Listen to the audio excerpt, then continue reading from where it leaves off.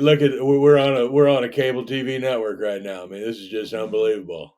Yeah. Logical. Subliminal no information that bypasses above the physiological threshold, so it's detectable. There's an aspect of us that has to live eternally because there's an aspect of us that's temporal. That's a whole deep philosophical question that requires all the subject. We're all stand-up comedians. Everything. I don't. You know, for the one doing the interviewing, I don't think you are.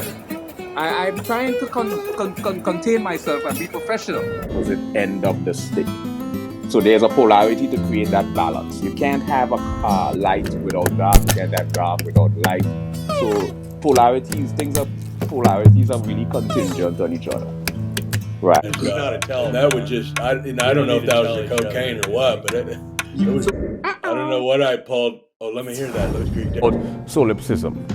Solipsism is one of those philosophical ideology that is predicated around the idea of only the mind that exists. It says, I'm going to clean the whole kitchen. Well, they just can't do anything else.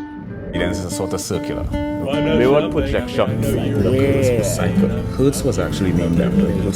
When you double the frequencies, lexicographers' inability to decipher the ambiguous nature of language. It says, I'm going to clean the whole kitchen. Well, they just can't do anything else. That's not a virtue. That's not a virtue. That's just... Because a premise is ambiguous. And a proposition is ambiguous. It's empathy a lot of times too, right? Empathy. Empathy, of course.